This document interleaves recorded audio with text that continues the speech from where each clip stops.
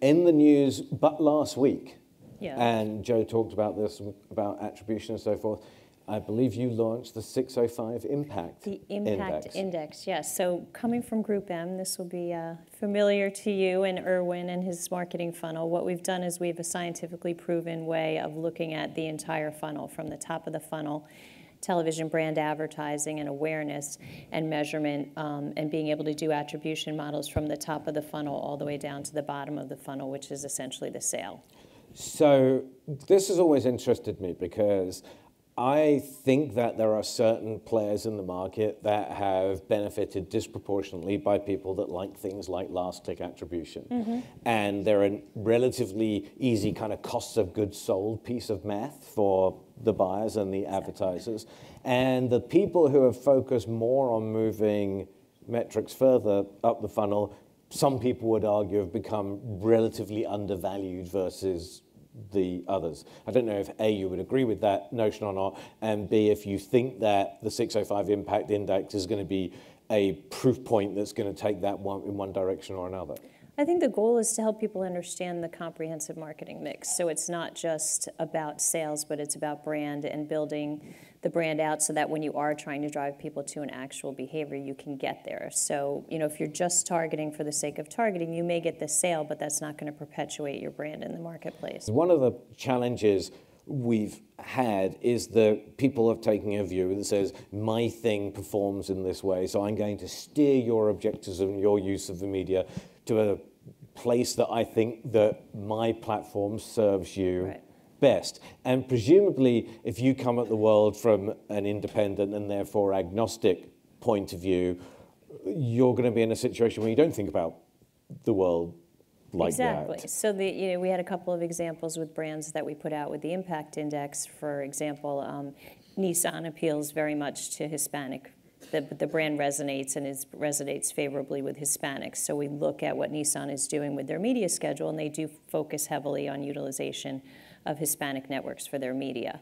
We looked at AT&T, and they really had a propensity where people were much more inclined TV land viewers versus some of the other Viacom networks, and they spend a ton with Viacom. They don't advertise on TV land. So for us, just giving them those insights is an opportunity for them to reimagine how they buy. We don't sell them the media, but if they want to place with TV land and come back, we can look at it and say, okay, the people that were exposed to your advertising on TV land may perhaps have responded in a more significant way than the folks that saw the same ad, or different people that saw the same ad on MTV or another Viacom network. So, do you think that people are starting to get almost sort of overwhelmed with the range of measurements and currencies that are available to them? Are we in a state of such kind of complexity that people, I don't know, I don't think the advertising business is necessarily in a post-truth society, unlike some other things, but we seem to be in at the very most hopeful and multi-truth society. It's a mix, right? It's a media mix. To say I'm going to do digital instead of television, or I'm going to do television instead of digital, or to Joe's point, I'm going to do subway or outdoor instead of digital.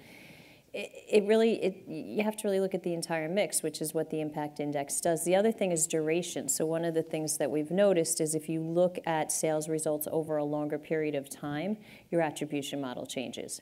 So people don't necessarily immediately respond, and a lot of times they're looking at last touch attribution over a very short window of time, as opposed to looking at 2, 3, 4, 6 weeks. So when you really look, it's almost like multi-tiered chess, because you're looking at target, channel, action, and I was momentarily hopeful that you weren't going to get to a place that got you from last click attribution to 4 or 6 weeks. I was hoping you were going to get to a place that got you from last click attribution to 2 or 3 or 4 years. Oh, well, sure. I don't know that the advertiser would be that patient, but but isn't that the thing? And it's kind of interesting when you think about the mega brands that exist in the world today. They weren't mega brands when they were a year old or 2 years old or 3 years old. They became mega brands over time. It's interesting to me that a lot of the world of measurement, a lot of the world of attribution seems to be working in shorter and shorter and shorter time frames rather than longer ones.